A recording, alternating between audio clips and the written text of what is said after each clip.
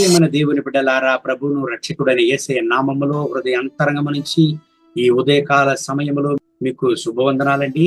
కీర్తనలు 119 9వ వాక్యాన్ని చదువుకొని ఈ రోజు కొరకు మనము ప్రార్థన చేద్దాం. యవ్వనస్తులు దేని చేత తమ నడత శుద్ధిపరచుకొందురు, నీ వాక్యమును బట్టి దానిని జాగ్రత్తగా చూచుకున్నట్టు చేతనే కదా. ఒక యవ్వనస్తుడు గాని, ఒక దేవుని బిడ్డ గాని ఎలాగండి తన యొక్క పరిశుద్ధ జీవితాన్ని కాపాడుకొనడం? దేవుని బిడ్డలారా, దేవుని వాక్యమును జాగ్రత్తగా చూచుకునుట వలననే. అవును ప్రియమైన దేవుని బిడ్డలారా, ఈ పాప లోకములో మనం జీవిస్తున్నాం. ఎన్నో శోధనలు, ఎన్నో పోరాటాలు, ఎన్నో మెట్టా పల్లాలు, ఎన్నో అవిశ్వాసమైనటువంటి యొక్క ఆలోచనలు వస్తుండేటువంటి పరిస్థితిని కూడా మన జీవితంలో మనము చూస్తుంటాం.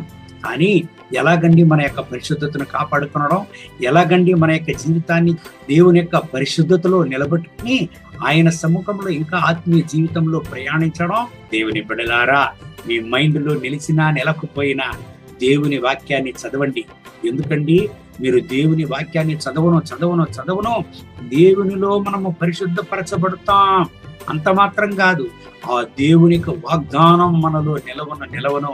ఈ లోకములో, ఈ కపట లోకములో, ఈ పాప లోకములో పరిశుద్ధతలో మనల్ని మనమే నిలబెట్టుకుని దేవుని సన్నిధిలో మన జీవితాన్ని నడిపేటువంటి యొక్క శక్తి వేద గ్రంథం, వేద వాక్యాల ద్వారానే మాత్రమే మనకు వీలవుతుంది అనే విషయాన్ని మనం మరిచిపోకూడదు. కళ్ళు మూసి ప్రార్థన చేద్దామండి. పరిశుద్ధ ప్రభువా, ఈ ఉదయకాల సమయంలో ఈ ప్రార్థనలు ఏకీభవించి నాతో ప్రార్థన చేసే ప్రతి ఒక్క దేవుని బిడ్డల కొరకు ప్రార్థన చేస్తున్నా. వీళ్ళని ఆశీర్వదించండి, వీళ్ళని బలపరచండి.